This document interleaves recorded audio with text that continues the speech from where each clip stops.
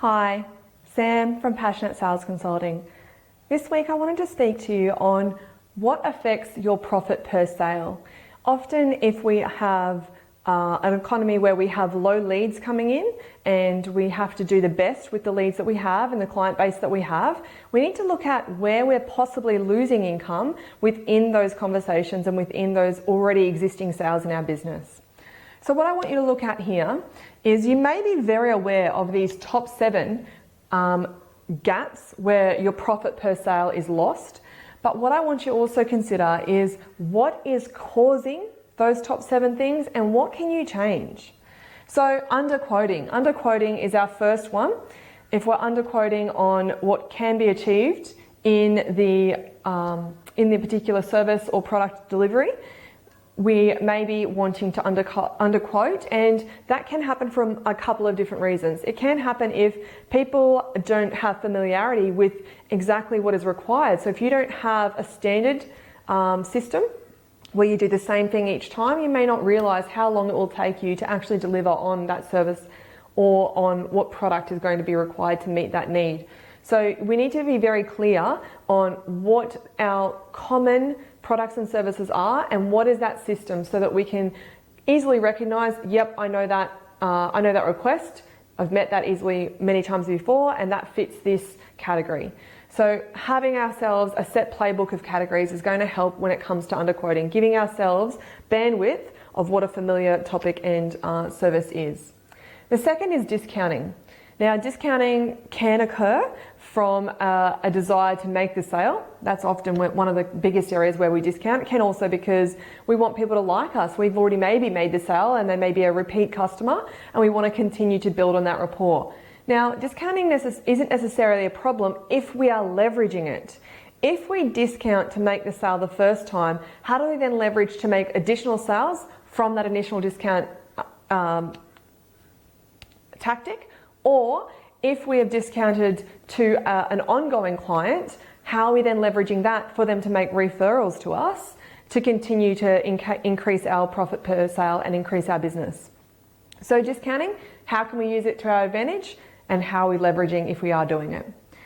Number 3, incorrect orders. Now, I've spoken on other conversations about active listening, and are we taking notes? With incorrect orders, are we truly understanding and are we clarifying the message and getting feedback from our clients before proceeding with an order? What gateways do exist in our processes to ensure incorrect orders are not occurring? Is it a communication breakdown within our teams or is it a communication breakdown with our clients? So what gateways can we put in to make sure incorrect orders don't happen? Number 4, damages and mistakes. Now, from my experience, damages and mistakes occur when we are in a high stress environment. Damage and mistakes can occur in normal environments too, but less frequently. If we've got a high stress environment and we do not have the environment, the resources and the skills required to meet the objectives that we've been set, we're going to see more damage and mistakes. So look at the areas that I've just mentioned there, environment, skills and resources, in order to identify what things need to be changed to reduce the amount of damages and mistakes that are occurring within our sales process. Rework. Rework can happen if, again, we haven't clarified what is required by our client or if we've been under stress. So some of these things are actually going to resolve themselves if you identify the core of the issue rather than addressing the surface problems. So we need to really ask in more depth some layered questions as to why these things may be existing in our business, because often it can be unique from your business from one to another. So you really need to spend the time investing, researching in and understanding what the core triggers are that are creating these surface outcomes. Number 6, missed upsell opportunities. Again, with what I mentioned before about having a system and a structure, how clear are we as to what potential upsells are valuable to our clients? What things, if they're buying one thing, pairs with it to make another thing make it very useful? So missed upsell opportunities can also happen if we're under time pressure. Like I said before, a stressful environment and we're under time pressure, we just want to do the job and get out of there, rather than actually invest some more patience with the moment to understand what other things could also benefit the client in those conversations.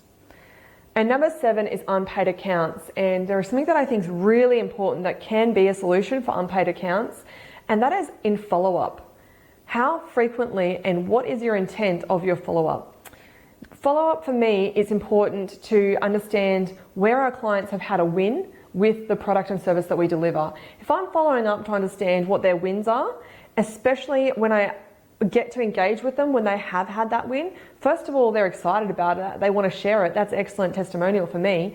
But the other thing is, if I'm following up religiously for all of my customers to understand where they have felt good in the service and the product they've received, then I can also engage in conversation with regards to the unpaid account. Now, if they've also just had the win, sometimes unpaid accounts are just a slip of the mind. And if they've just had a win and you're following up to learn and understand about that win, you can also use that moment to remind them, and they're going to be highly motivated to pay their accounts then if it's when you've addressed them during a win. But the point is there, you've got to do the follow-ups regardless on if the accounts are paid or not, because it needs to become a consistent process for yourself. And the intent of the communication needs to be more about understanding their wins. And the secondary is unpaid accounts. And the paradox of that is your unpaid accounts will actually go down. So they're my tips for you today on how to increase your profit per sale. But I'd love to hear your comments. Like, comment or connect with us and let us know what tips otherwise you want us to address for you. Thank you.